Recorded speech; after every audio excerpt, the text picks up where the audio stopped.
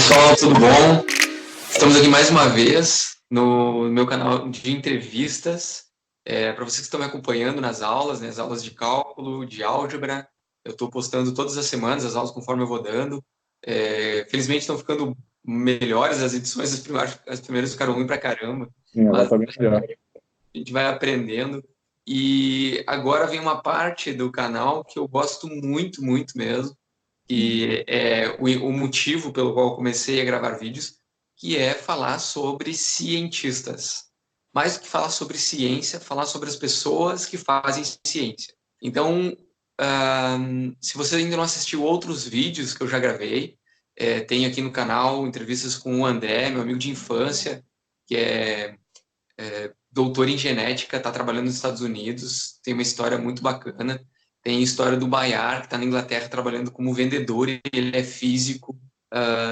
Incrível também a entrevista que eu fiz com o professor Rafael Bordim, lá de Pelotas. Está desenvolvendo pesquisas assim que vão revolucionar. Com certeza vão sair coisas extraordinárias nos próximos anos aí, conforme as pesquisas vão se estabelecendo, se convertendo em produtos. E hoje para mim é um dia muito especial, porque é uma pessoa que eu gosto muito, a gente conviveu bastante lá em Porto Alegre durante o doutorado, que é o Lúcio, meu amigo. E eu vou contar um segredo para vocês.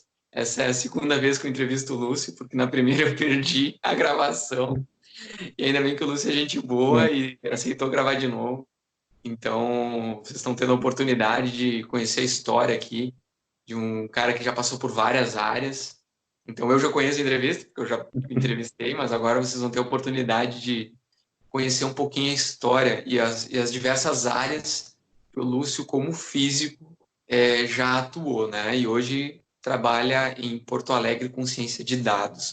Mas a ideia é que o Lúcio se apresente, conte um pouquinho dessa história e todo esse trabalho, essa trajetória profissional como cientista que ele já teve. Então, Lúcio, seja muito bem-vindo ao canal, né? E a gente quer, é um prazer enorme te receber aqui. E eu quero que você conte para o pessoal, dê um oi para o pessoal aí, depois conte para a gente da onde tu é e como é que que surgiu a ideia de estudar física. Então é com você. Uhum. Vamos lá, Lúcio. Você que é Ó, o ó. cara do dia. Só, bom, nossa, cara, quem eu sou? Eu sou o Lúcio, né? Eu sou um físico de formação, que hoje sou um cientista de dados, mas não trabalho em Porto Alegre, eu trabalho em São Paulo, né? Numa empresa que nasceu dentro da UFMG, que é muito legal isso também, depois eu vou contar um pouco mais. E é isso aí, estou desbravando um pouco mais essa inteligência artificial aí, né? Que dizem que vai dominar o mundo aí, mas enfim. Então, é difícil eu dizer exatamente o que eu decidi fazer física. Eu acho que foi mais a vida, assim, foi me levando. Porque uma coisa que desde pequeno eu tinha é que eu queria sair de Minas. Eu sou uma cidade chamada Brasópolis. Ela é uma cidade muito pequenininha, só deve ter 13, 15 mil habitantes. E eu lembro desde pequeno olhando para capas de disco, vendo cientistas, lendo sobre cientistas e tal. Falei, puta, que massa. Eu lembro vendo uma capa de disco do Pink Floyd, o Pulse. Nossa, era uma coisa para mim. Falei, puta, que é aquilo? Um dia eu quero ver um show desse e tal, não sei o quê. E esse tipo de coisa foi me fazer, putz, eu quero sair daqui, eu quero ver mais, quero ver o mundo e tal. E os cientistas eram pessoas que me encantavam, assim, vendo na TV e tudo mais. E daí, putz, daí isso era pequeno, né? Daí chegou a época do vestibular e tal. Eu não tinha dinheiro para me manter, porque engenharia é um curso integral, né? E mesmo sendo uma federal, putz, integral você não vai, enfim, é um gasto, né, que você vai ter. Eu não tinha esse dinheiro. E também eu não tinha consciência de que a universidade poderia me ajudar, né? Também, né? Tinha os apoios financeiros e tudo. Então eu falava, vamos fazer física, que é um período só, né? A matéria que era menos pior era a matemática, né? E daí eu falei, putz, vamos fazer então. Era a opção que tinha, né? Vamos ver o que era, né? E foi, né? Foi aí que eu comecei a ir para física e me afundar cada vez mais aí e não sair mais desse mundo aí. Aonde mesmo que tu estudou, Lúcio? Foi na Universidade Federal de Itajubá, Unifei, né, uma cidadezinha lá. Lá é bem conhecido porque lá, bem conhecido entre aspas, o que é mais assim, porque tem lá na minha cidade tem o Laboratório Nacional de Astrofísica, no CNPq, o LNA, que está no Pico dos Dias, que é em Brasópolis, mas o escritório que administra e tudo mais fica em Itajubá, né, que é Massa, a cidade onde eu estudei. Lá. que bacana. Bacana. E aí tu resolveu fazer física, entrou na graduação, Então, se formou e como é que foi um pouquinho? Conta rapidamente pra gente como é que foi a tua experiência na graduação e da onde surgiu a ideia de, depois da graduação, fazer um mestrado, né? Porque, como eu falei, eu vou ser cientista e, como você já deve estar acompanhando o meu canal, o mestrado é o passo que a pessoa dá depois de uma graduação quando quer ser cientista, né? O mestrado stricto sensu, né? Que é uma pós-graduação stricto sensu, né? Como é que você chegou? Como é que você passou na graduação e chegou no mestrado? a graduação, assim, no começo foi bem complicado, porque a gente acha que, se foi bem no vestibular e tal, vai chegar, vai ser mamão com açúcar, vai ser bem tranquilo, né? E, na verdade, você chega lá, daí você lembro de uma prova de cálculo, eu tirei, de 100, eu tirei 5 na prova de cálculo 1. Isso é uma coisa, tipo, um choque, assim, tipo assim, eram 4 provas, foi 45, 35, 10 e 5. Falei, puta merda, o que eu tô fazendo aqui, né? Os primeiros semestres, né? Apanhando que nem um cachorro, assim, de rua, né? Daí, porra, não, daí comecei a estudar, estudando, foi bem difícil, assim, né? Até a metade do curso, para mim, eu não via muito sentido naquilo. Eu tava ali porque eu tinha que estar ali, eu tinha estudado, passado, vamos embora, vamos terminar. Eu comecei a ver mais sentido a partir do segundo ano, terceiro ano ali, que eu falei, putz, isso daí é bem legal, tem muita coisa. Daí eu comecei a ver sentido que eu vi no começo e tal, e era bem legal. E eu tive sorte, né, que eu tive eu tinha uma turma muito boa, assim, de amigos, assim, né, então tem muitas histórias e tal, são pessoas que eu trago até hoje comigo, assim, são pessoas que foram padrinhos de casamento e tudo mais. Então, para mim, acho que foi a melhor parte assim, da universidade. Foi conhecer pessoas, assim, na verdade. Foi estar próximo delas, conversar sobre física, conversar sobre filosofia e tudo mais, e conversar com pessoas que têm um background diferente do meu, né? Muito diferente. Então, eram pessoas assim, de São Paulo, pessoas de várias classes sociais e tudo mais. Então, ali era um choque muito intenso, assim, né, de mudanças, experiências. Então, isso foi para mim foi bem interessante. E a universidade, né? Você começa a ver coisas ali, começa a estudar mecânica quântica, que depois você vê que nada é aquilo mesmo e tudo tem probabilidades. Então, eu lembro E a que mente é, explode. e daí aquilo ali para mim puta, é isso, cara. Foi uma Legal. coisa para mim muito impressionante, assim. Daí o mestrado acabou que, assim, infelizmente a gente não tem muito campo, né, de trabalho, né, fora a educação e tudo, e dar aula não era uma coisa que eu gostaria naquele momento, e nem tinha formação para isso, que eu fiz bacharelado, né, então eu poderia dar por conhecimento, mas eu não teria prática, não teria, enfim, né, uma outra área de atuação.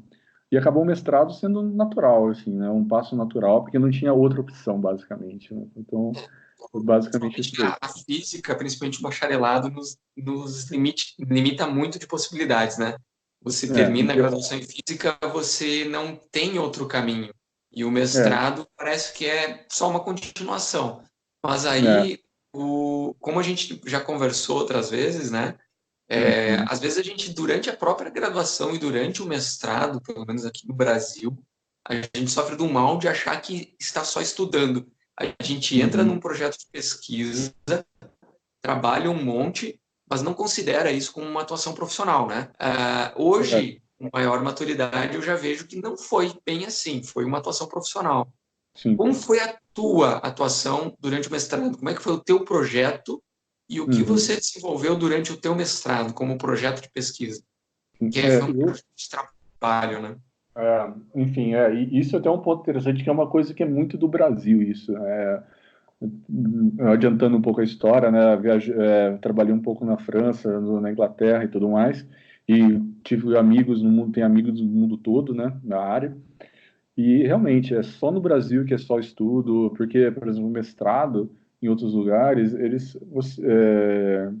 é tipo uma especialização, né, que você faz no final da graduação, nem é um curso extra. Na verdade, é uma progressão natural, né, que praticamente todo mundo tem mestrado fora, né? Você faz, é uma coisa natural de se seguir, né? E aí você é visto como profissional, você tem todos os direitos, tem direito a férias, recolhe previdência e tudo mais, né? No Brasil, infelizmente, a gente tem essa visão. Enfim, mas Isso é quase um auxílio, tipo, vamos dar uma ajudinha para esses caras aqui, né, é, para continuar exatamente. estudando. Mas não, cara, a gente está desenvolvendo ciência, a base da É, estrutura nacional, né? Enfim, é, continua. enfim, Desculpa te interromper. e daí, no meu mestrado, eu fui para Florianópolis, fazer lá na UFSC, né, em física atômica molecular, que daí a gente estava estudando, queria entender como as bases do DNA, elas se comportam quando elas recebem radiação de baixa energia, né, porque assim, quando a gente falou de mecânica quântica, né, e tal, a gente sabe que o elétron, para uma molécula que ela vai quebrar, né, para ela quebrar, ela precisa que saia um elétron, vamos supor, pode sair um elétron e esse elétron vai começar a bagunçar muitos átomos ali, a estrutura, e chega uma hora que vai quebrar ela, né? Daí a gente percebeu, só que para arrancar um elétron, é, tem que ter uma energia mínima, né? Só que a gente estava estudando casos lá que você, mesmo dando uma energia menor que essa energia mínima, né? Mesmo assim, você podia quebrar ainda essa molécula, porque as bases, quando você excita um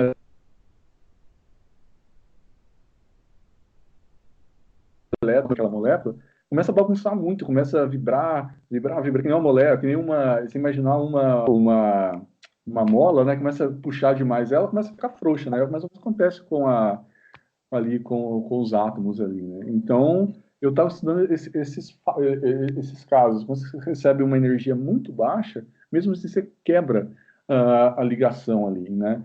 Daí isso vai obrigar o que? O DNA ele se reconstruir, porque você tem uma ligação quebrada ali, e essa reconstrução pode sair errado. E essa reconstrução errada pode levar ao câncer, né? Então era isso que eu estava fazendo, estudando tanto experimentalmente quanto teoricamente, né, fazendo simulações e tudo mais. E era isso que eu estava tentando entender. E para mim, assim, a gente pode falar assim, putz, mas isso daí, isso não vai ter aplicação hoje e tal. Mas, por exemplo, uma das coisas que eu fiz durante o meu mestrado foi automação de máquinas, porque os experimentos eu fiz no síncrotron em Campinas, e o que a gente fazia? Era muito manual, o controle de pressão, controle de aquisição de dados e tudo mais, então tudo era muito sensível. Então o que eu fiz? Eu peguei e fiz um programa que controlava tudo isso, então eu só colocava, eu quero medir tantos pontos nessas condições, o programa controlava tudo, né? Então, isso é basicamente o que as pessoas, vamos supor, automação de máquina, né? Isso é bem usado na indústria hoje. De programação também, né? Programação e tudo. Então, é uma coisa assim, que embora o projeto em si, talvez ele possa demorar tempos para ter uma aplicação ou um insight, né, alguma coisa assim, ou até mesmo não ter uma aplicação direta na nossa vida, no tratamento de um câncer e tudo, mas você acaba desenvolvendo tecnologias que permitem outros experimentos que outros experimentos vão usar, e esses outros experimentos podem ser experimentos encomendados por indústrias que vão ser usadas agora, né? Então, tem uma cadeia de coisas que podem resultar disso, né? Que bacana. Show, muito legal mesmo. Lúcio, e aí, depois do teu mestrado em Florianópolis, foi Uhum. direto para Porto Alegre, é isso? Foi lá que a gente se conheceu, com ele? Pois é, Foi, exatamente. como é Foi que foi lá. teu doutorado lá daí? Conta pro pessoal. Cara, dei o meu doutorado, eu cheguei para desenvolver que assim, em Porto Alegre em Florianópolis eu conheci um professor que era originário desse laboratório em Porto Alegre. Eu falei, pô, Lúcio, vamos lá e tal, vamos fazer lá, porque lá eles querem desenvolver um equipamento, um espectrômetro de massa, tal, bem legal. e você pode trabalhar nisso e tal, que eles estão com dinheiro e tudo mais, você vai desenvolver bem isso. Maravilha, vamos para lá e tal. Eu peguei e fui para Porto Alegre e deu tudo certo, e daí o que que eles queriam fazer? Eles queriam desenvolver o espectrômetro de massa, que basicamente é um equipamento que vai medir a composição de qualquer coisa, né? Por exemplo, agora teve esse acidente no Nordeste, né? Que essa espalha esse óleo, né? Que teve. E a análise que eles fizeram, que as universidades fizeram da composição desse óleo foi através de espectroscopia de massa. Então, Sim. ela serve para várias coisas, né? Ela, por exemplo, no detecção de drogas, né? No Uhum. aeroporto, é através de espectroscopia de massa, né? Então, são várias coisas aí que drogas, por exemplo, as pessoas, quando vai testar um medicamento, né? Novo, então testa em rato. Então, eles querem, será que esse medicamento ele entrou, ele se conectou a uma parte do cérebro, uma parte do fígado? O que que eles fazem? Então, eles vão pegar o rato, vão tirar a parte que eles estão interessados e vão analisar fatia por fatia daquele órgão, por exemplo, para ver, aqui, ó, entrou, tá vendo, ó, e o medicamento realmente entrou na área que a gente queria, não entrou. Então, e tem várias coisas, né? Por exemplo, tem obra de arte que pode ser Acho que analisada, na geologia também, né? na geologia, não, tem muita coisa, na química, o pessoal da química usa muito isso, né? Só que é uma técnica que ela tem que ser, em geral, ela é usada em vácuo, né? E quando você coloca uma amostra em vácuo, o que pode acontecer? Ela pode evaporar.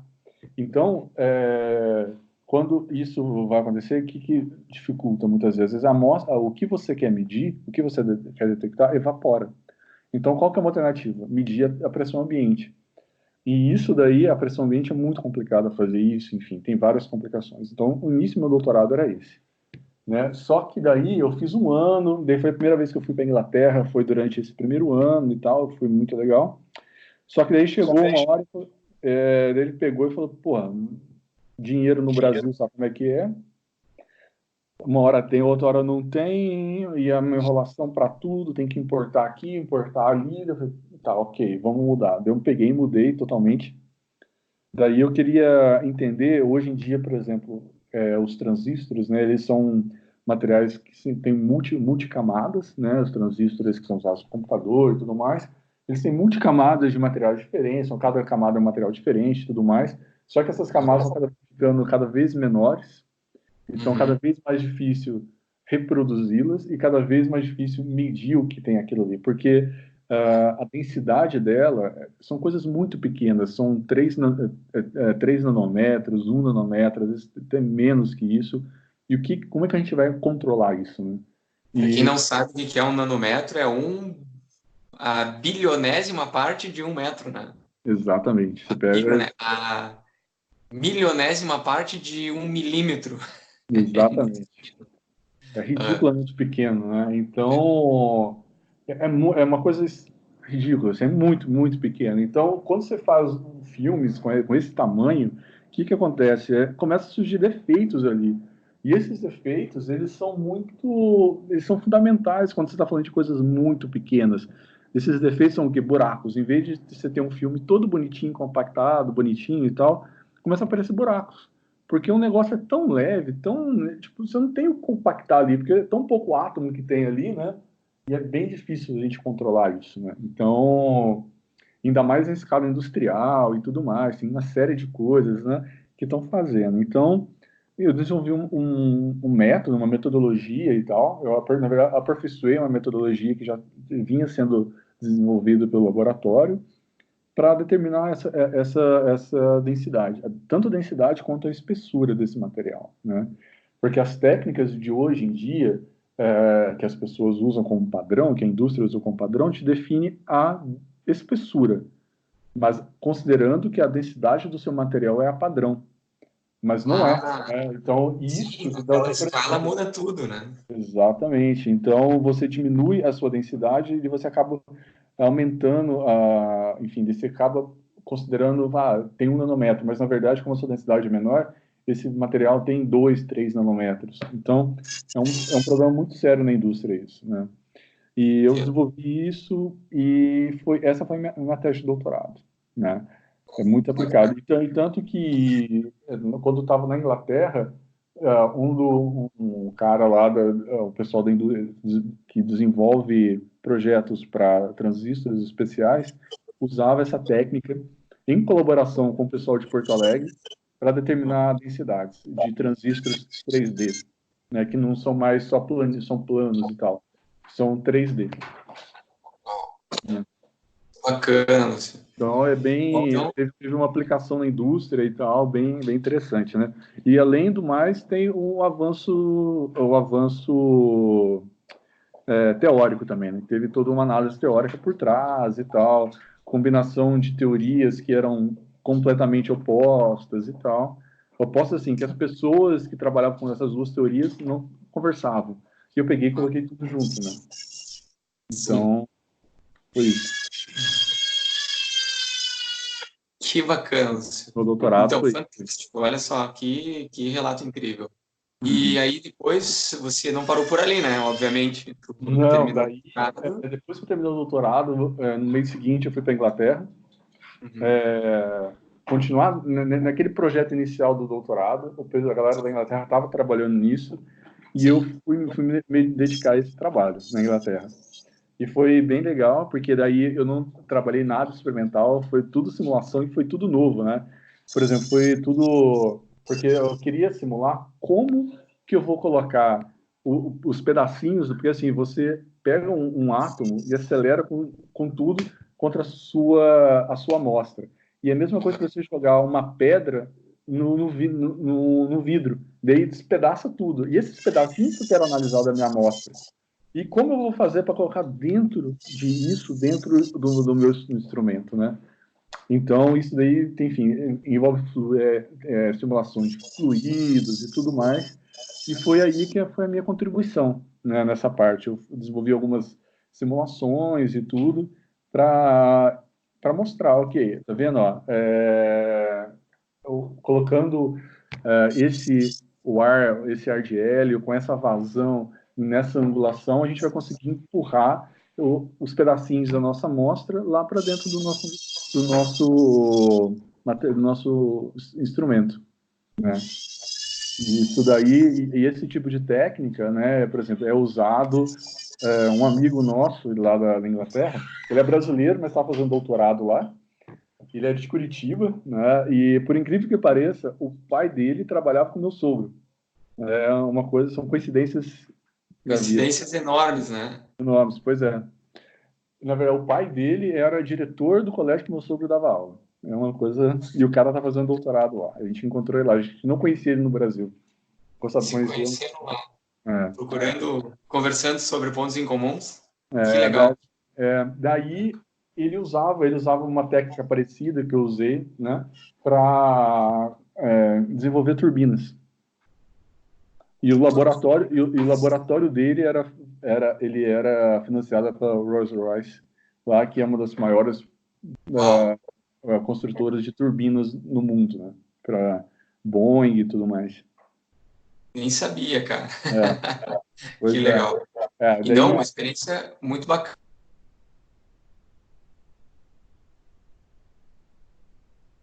por exemplo, desenvolvimento de materiais resistentes à radiação, né?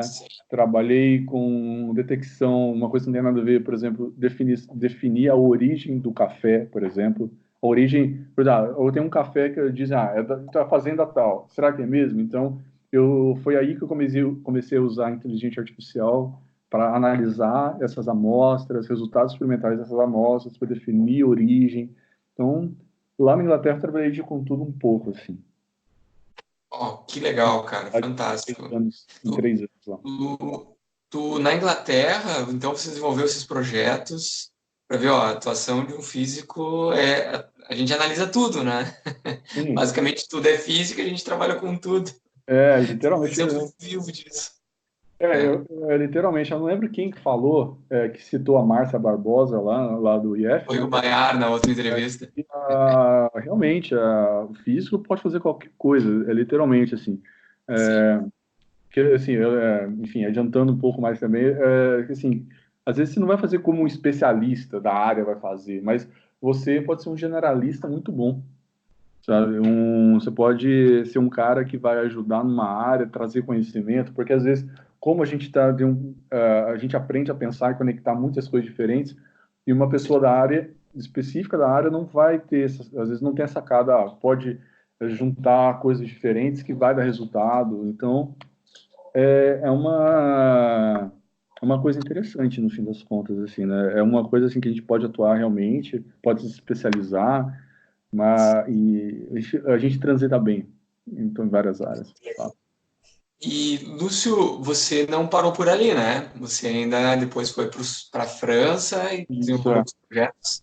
E depois daí, veio para o Brasil, é isso? exatamente, daí eu fui para trabalhar na Michelin, lá na França, e lá no sul da França, e daí foi bem legal porque a gente usava espectroscopia de massa para analisar pneu em várias etapas. Daí a gente fala, será que o composto que a gente colocou nessa etapa, será que ele vai estar lá no final, né? E esse é um problema que eles tinham muito lá, porque assim, eles queriam analisar o espectro de massa, mas o espectro de massa tem tanta informação, que a gente não consegue analisar de maneira mais consistente, sabe? Tirar informações precisas. Daí eu fui para lá para usar. Dado, né? Exato, eu fui lá mexer É com inteligência diferente, né? artificial. Essa é a ciência de dados, né? É. Daí Informação do dado. Aí o dado que eu tinha lá, eu desenvolvi um código que buscava no espectro informações de um composto específico. Tal composto tem ou não tem? Né? Qual que é a proporção dele em relação ao outro composto? Então, eram coisas muito simples, que no fim das contas ficam simples, mas com o olho humano não dá para fazer. Né? Então, era isso aí. Né? E daí depois, Como é que voltou para o Brasil? então, daí foi por razões pessoais aí, né? Que a gente decidiu voltar para o Brasil, para ficar mais perto da família, para ter filhos e tudo mais. E, assim, daí quando a gente decidiu, vamos voltar, vamos, maravilha. Então, daí eu comecei a procurar emprego, né? Bom, universidade, a gente sabe que, infelizmente, a coisa tá meio ruim, assim, né? E daí, eu falei assim, putz, o que que eu sei fazer? Bom, ciências de dados, então eu comecei a procurar. Eu encontrei a Kunumi, que é uma empresa que nasceu na UFMG, né, praticamente assim, porque veio ah, já é a quarta empresa desse mesmo grupo de investidores e professores, né? Inclusive uma das empresas que eles fundaram foi a primeira empresa que o Google comprou fora dos Estados Unidos, e essa empresa desenvolveu 40% da busca do Google. Então, se você faz uma busca do Google, ele vai olhar características, vai ver tanto da sua localização, como você digitou, seu histórico, né? Então, são várias características que ele vai olhar, e 40% dessas tecnologias, dessas características que o algoritmo procura, quem desenvolveu foi essa empresa. Olha Que, só, viu? A é, gente às vezes não tem orgulho de ser brasileiro, né? é, E o É, Google, e tanto que foi o Google, quando saiu dos estados lá da Califórnia e veio, e tem um laboratório, uma instalação de pesquisa em Belo Horizonte, por isso, né? olha só. E é uma coisa bem legal. E daí esse grupo vendeu a empresa, depois vendeu, essa na verdade era a terceira, depois fundaram a Kunumi, né, com esse intuito de aplicar, para encurtar a aplicação do desenvolvimento acadêmico na indústria, né? Porque às vezes você conversa, putz, estou desenvolvendo uma coisa que, pô, vai demorar sei lá quantos anos para aplicar. Não, a Kunumi entrou lá e falou assim, o que o que a gente está pesquisando, por exemplo, para determinar a probabilidade se uma pessoa vai ter mal de Alzheimer ou não, ou quanto tempo que uma pessoa, sei lá, vai ficar na UTI, se a pessoa vai precisar de um tratamento especial na UTI ou não, e são projetos que a Coluna desenvolve. Esses projetos de cunho social, eu diria, né, ou melhorar a vida, ele pode ser muito, muito aplicado no mercado. Por exemplo, para definir previsão de demanda de combustível, para determinar o preço, sei lá, de um ovo de Páscoa, para determinar a quantidade de Coca-Cola, para determinar a quantidade de arroz, enfim, a gente então essas tecnologias que estão sendo desenvolvidas dentro da universidade têm aplicação direta na sociedade hoje, né? Com a inteligência artificial e tudo mais, né? E a Konumi veio para isso. Então, a gente tem um pé muito forte no desenvolvimento de tecnologias e também uma aplicação também muito forte em empresas de vários setores da sociedade, né? Tanto que uma coisa que agora, enfim, não posso falar muito dos clientes, mas uma coisa que se tornou pública, que eu posso mandar para os maiores, colocar na descrição do vídeo aí, é que a Unimed BH, que é uma das nossas parceiras, ela ganhou o prêmio de inovação em um projeto que a Kunumi desenvolveu, né? Sim, que Para bacana. que foi, por exemplo, quando você vai solicitar um, um procedimento, por exemplo, no MED BH, tem que passar por uma autorização, né? E antes essa autorização demorava um certo tempo, às vezes alguns dias e tudo mais para dar. Hoje essa autorização ela é dada em alguns segundos. Uau! Porque ela deve ter que respeitar vários critérios técnicos Exato. de viabilidade, necessidade, Então, imagino. daí esses Vocês critérios, conseguiram utilizar isso. então esses critérios, eles não são ensinados, eles não são programados para a máquina. A gente não fala, tem que olhar isso, isso, isso. Não. A gente ensina a máquina a detectar padrões. Então a gente fala assim, a inteligência artificial é justamente isso. Você não programa diretamente o seu computador, a sua máquina. Você ensina a sua máquina a analisar um dado. Então, a gente dá um tanto de procedimento que foi autorizado e um tanto de procedimento que não foi autorizado. Então, baseado nesses dados, né, nas fichas e tal, a gente vai falar, daí a gente dá um dado novo, né, depois, enfim, a gente dá esses dados e faz uma programação e tudo mais. Daí, a gente, quando dá um procedimento novo para esse código, ele vai falar, não, esse procedimento, ele foi ou não foi autorizado, né? Sim. Então, e é uma coisa muito boa, assim, né? É uma coisa que, e é uma coisa importante de falar que apesar disso, que antes era feito manual e tudo mais, a gente não está substituindo a mão de obra. A gente otimiza o tempo dos trabalhadores, né? Então, lógico que você tem sempre uma adaptação a ser feita de melhor qualificação aqui, melhor treinamento aqui ou ali, mas a inteligência artificial vem para isso, para uma extensão do nosso cérebro, de fato. Então, a gente focar naquilo que é Dar importante. suporte, não substituir, né? Exatamente. Então a gente potencializa a ação da nossa mente com inteligência artificial.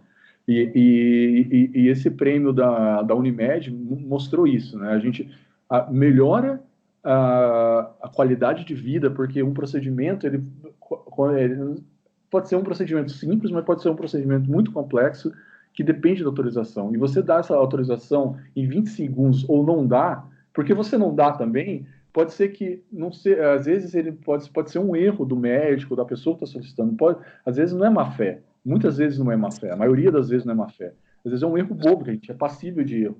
Então, ela sabendo do erro, ela já pode arrumar e ser aprovado e salvar uma vida, né? E a autorização sem critério algum pode inviabilizar toda a operação de um sistema de atendimento de saúde, né? Então, ele não Exatamente, pode simplesmente não haver critérios. Você tem exatamente. Porque a gente tem que lembrar que você tem uma empresa muito grande por trás, que tem desde faxineiro até médico, dos mais, enfim, tem uma gama de pessoas, enfim, de todos os níveis sociais que estão ali, que estão dependendo dela. Então você tem que gerar valor, não dependendo. Então é uma empresa muito grande que vai estar cuidando da vida de muitas pessoas. Se você não tiver um critério muito sério para ver se autoriza ou não e tal, por que não autoriza, né? Você pode matar uma outra pessoa, de fato, porque você pode perder recurso fazendo coisas que você não precisa. E quando você precisa do recurso imediatamente, você gasta muito tempo. Então, é muito sério. E quando você está falando de saúde pública, enfim, é muito sério, de fato. E Cada isso vem cada vida é importante, né? exatamente. Ali Bacana. a empresa está olhando, enfim, de fato, ali a gente sempre está buscando o melhor, o melhor equilíbrio, na verdade, né? Sempre o melhor equilíbrio ali. E como é muita gente, é muito difícil fazer isso, é muito difícil. E aí um sistema, uma inteligência, uma ciência de dados resolve isso. Uma Isso é inteligência bacana. artificial feita, enfim, com muito tempo, muitas pessoas, a gente consegue resolver isso, de fato. Bacana. Você Uhum. sabe que esse teu relato, essa tua experiência, ela me ajuda muito em várias conversas e discussões que eu tive com alguns amigos, que às Uhum. vezes eu tentava explicar, e isso é uma incapacidade minha, explicar. Uhum. Cara, o físico não é só professor. Eu não estava só estudando, a gente estava Uhum. trabalhando, tava, né? Só que faltava argumentos para explicar. Tá, mas Ismael, o que você pode fazer na indústria? E eu admito que eu não sabia argumentar. E eu sabia que todo aquele conhecimento, aquela capacidade de resolução de problemas, trabalhar com Uhum. dados, captação, eu dizia, eu posso fazer qualquer coisa, mas qualquer coisa é uma Uhum. falha de comunicação horrível. É. Não, a gente trabalha com coisas específicas, análise de dados, você tem que, basicamente, contextualiza algo que eu tenho conversado e ao longo dessas entrevistas ficam claro para mim, que é o problema diplomático que a academia tem, pelo menos no Brasil, com a indústria, que é um Uhum. problema de comunicação, É. diplomacia. É você saber fazer o teu marketing da maneira mais adequada, no caso nós da ciência, né? Nós Uhum. poder vender, saber desenvolver, né, a habilidade de vender melhor o que nós desenvolvemos, as nossas capacidades, as nossas soluções Uhum. para a indústria que tem demanda dessas soluções. Muito bom. E para mim fica muito claro hoje, entendendo mais esse outro lado, que é o do empresário, porque eu empreendi e tive uma boa experiência como Uhum. empresário. E hoje eu não estou mais empreendendo, mas eu pretendo empreender no futuro. Eu acho que, na verdade, empreender é uma coisa que a gente faz no dia a dia, mas enfim, Uhum. empreender especificamente como um empresário ele tem a sua empresa como um filho, algo que você coloca muita energia nele e você quer que aquilo dê certo. Na verdade, você não só quer, como você depende, a tua vida toda depende Uhum. de que aquilo dê certo. Então, você não pode arriscar com coisas que você não tem certeza que funciona. Então, por que você vai, como empresário, olhar para a universidade e dizer, eu vou pedir para aquele professor me dar uma solução para esse problema aqui que eu não sei resolver? Se ele tem receio, ele vai colocar um valor, um dinheiro, Uhum. né? E o dinheiro é a energia vital da empresa. Porque sem o dinheiro tu não paga o funcionário, tu não Uhum. paga as tuas responsabilidades tributárias, e aí você vai deixar de pagar isso, tua empresa vai ser cobrada por isso, você vai ter que eventualmente fechar a empresa, vai deixar famílias na mão. Então tem uma responsabilidade muito grande. E o Brasil é um lugar difícil de empreender, né? Porque tem muita oneração sobre o empresário. E aí, e às vezes até um pouco de pejorativo sobre, o empresário só quer lucro. Cara, claro que ele só quer lucro, porque sem o lucro não tem empresa, não tem salário, você não tem funcionário, não tem nada, né? Então não é uma coisa só egoísta. Mas aí vem agora, a gente fica exatamente nesse meio termo, né? Vem e coloca todo o potencial de resolução de problemas que um Uhum. cientista, um físico, um matemático, na verdade, outros cientistas acabam tendo um perfil parecido na resolução de problemas, talvez com habilidades um pouquinho diferentes, mas o Uhum. perfil do cientista é esse, você É. resolver problemas. Então eu quis comentar isso porque tomei um pouco para mim a entrevista, Uhum. né? E é esse o cerne da intenção do meu canal, é trazer pessoas como você, com experiências técnicas e de resolução de problemas, né? Mostrar soluções que o cientista tem capacidade de trazer para a indústria. Não. Então, hoje eu estou entrevistando cientistas, mas eu quero entrevistar empresários depois também, né? Só É, que eu não conheço muitos empresários ainda. é uma coisa bem. Eu acho que é uma falha muito grande nossa, assim, que a gente sai da universidade, por exemplo, sem, digamos, saber comunicar. Essa é uma coisa muito séria. Mesmo terminando o doutorado, a gente não sabe comunicar, né? E é uma coisa que a gente percebe muito claro no dia a dia, assim, porque, por exemplo, e é uma coisa que aqui no Brasil é meio renegada, deixada de lado. Por exemplo, uma coisa que eu tive muita, que eu vi muito na Inglaterra, é que assim, na Inglaterra tem um campeonato, literalmente, nacional, que você tem que apresentar a sua tese de doutorado em 3 minutos. Então, você tem, imagina, é o máximo assim, da síntese e da clareza, né? Então, você tem que ser capaz de falar o seu objetivo, falar tudo em 3. Você não precisa usar porque assim, o VP, o Vice President de alguma de uma empresa, o cara não vai saber os dados técnicos. Ele vai saber qual problema que eu sei resolver. Então, parte da gente, o cara tem necessidade e tem dinheiro para resolver o problema. A gente tem que deixar claro, ó, eu sei fazer isso e tal, então vamos estabelecer isso daí. E esse tipo de competição na Inglaterra favorece muito isso. Então, as pessoas ficam mais claras, botam, mesmo para o cidadão, porque no final das contas, aqui mais do que nunca no Brasil, é o cidadão que está pagando imposto, que está pagando a bolsa, que está pagando toda a cadeia. Ele vai ser beneficiado, mas é num futuro que a gente não sabe quando vai ser. Então a gente tem que ser capaz de comunicar com aquela pessoa que tem o ensino fundamental de uma maneira mais clara, no linguajar dela.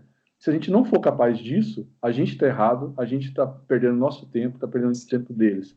Porque a gente tem que dar satisfação para eles, a gente tem que fazer divulgação científica, a gente tem que mostrar, falar assim, não, a gente não tem que falar com uma elite intelectual, a gente tem que falar com a base, que eles sim que estão sustentam a universidade, que vão botar esse país para frente.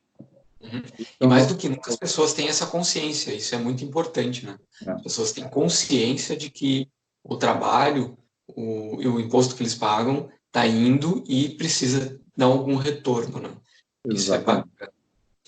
Lúcio, eu Exatamente. acho que, assim, não poderia ser melhor, tá? Eu agradeço do fundo do coração por ter aceitado gravar essa entrevista pela segunda vez.